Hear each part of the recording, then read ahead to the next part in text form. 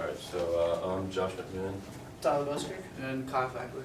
and we were tasked to design the Aquatic Center for the Tokyo Olympics in 2020.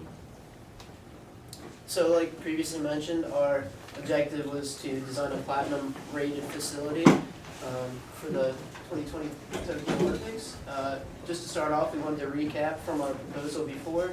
A couple of factors that went into selecting the site was we wanted something off the coast of Japan because of earthquake issues and some of the other elements. Also, we wanted to stay away from the inner city because of population, traffic, and other tourist heavy populated areas. So we kind of landed on the area of Tofu City, which is about 18 miles from inner city Tokyo. The surrounding land, so you can see here, you have Ajinomoto Stadium, so we plan to use their services. And also there's an airport just right here. And so we assume that there's amenities, local amenities around here that we can take advantage of. Just to go into some of the details. So here's a plot of land that we plan to use. In our previous proposal, we thought that the estimated area for our facility would be around 10,000 square meters. But after doing some more research, we thought we would have to jack that up to 50,000 square meters. And the area of land was still accessible for that size. And we were going to keep the capacity around 20,000 people. To go into meeting the LEED standards, we thought that the area of location and transportation we could take full advantage of because of the location where it is near the stadium and the airport. We plan to use the services such as the indoor parking at the stadium to shuttle people to our facility if that's necessary, and take advantage of the close proximity of that. So here we would score points for reducing the parking footprint as well as quality transit. And also to mention that the area, since we are planning to build from scratch, we don't want to just completely destroy the local habitats that's there. We want to integrate the surrounding nature. So we plan to implement walking paths, some different shading and vegetation, and we'll kind of get into more of that design at a later note.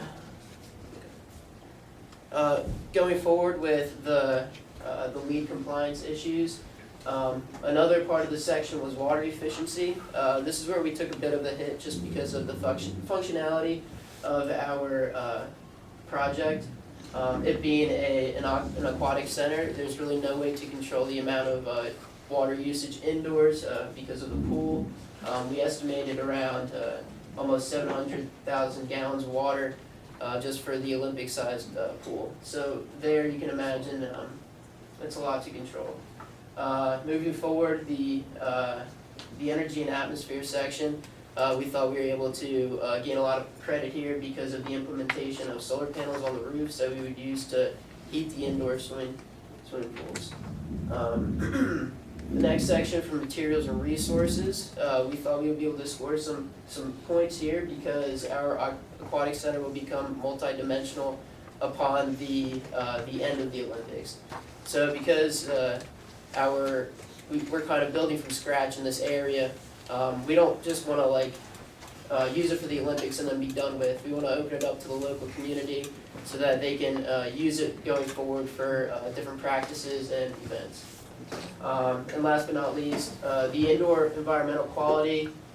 We plan to use glass paneling and bring in the natural sunlight to comfort the people indoors.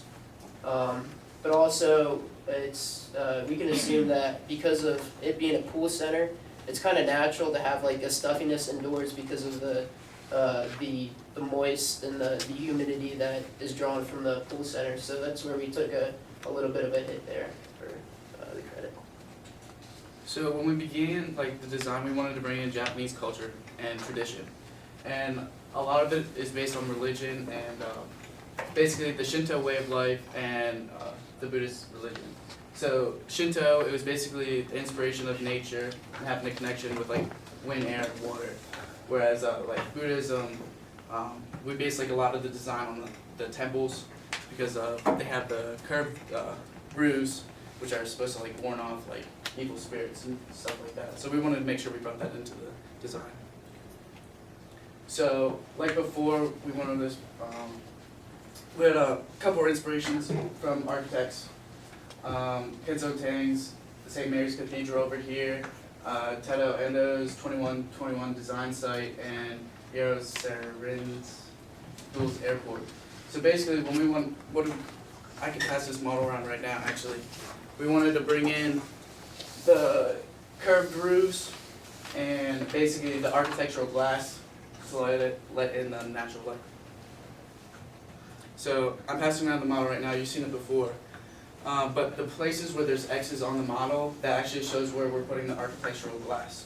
And we figured since our walls are curved, the best option for material would be concrete like slabs, so we have them pre-made and curved and then brought into the site.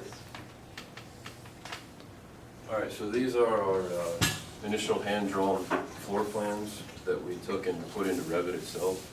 And the way it's set up is we have 2 floors, and the top second floor there is basically like an observation deck above the pool areas for spectators.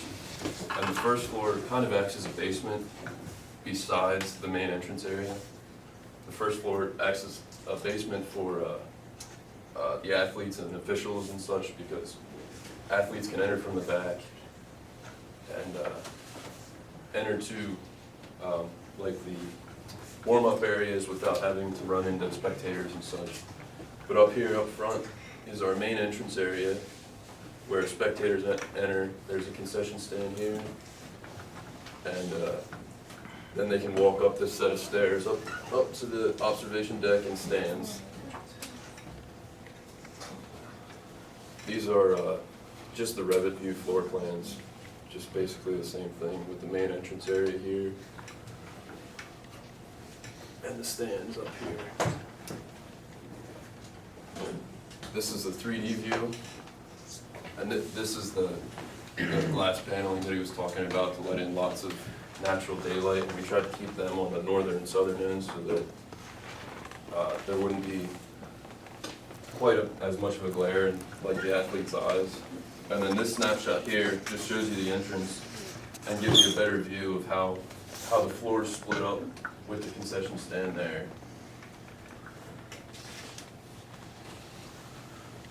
And that's a rendered 3D view with the glass paneling. Any questions? I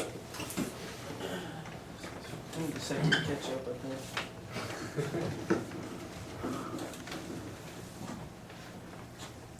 So you see there's 2 separate pools. So you have the main swimming pool, like the Olympic for like the swimming events, and then you have the diving well.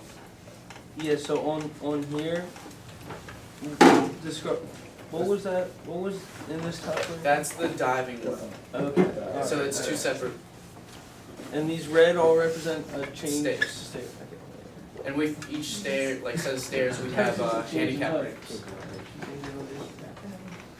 Did you guys consider a additional pool facility for things like water polo and synchronized swimming? I mean, it definitely could be incorporated to, I mean, like we said, like, obviously after Olympics, we're gonna bring in like the local community and they'll have it. I'm not sure what's involved with like water polo and what like, I'm assuming it's roughly the same size pool and everything. I feel like during the Olympics. I mean, I believe it's a definite option, yeah. Just a matter of crossing events.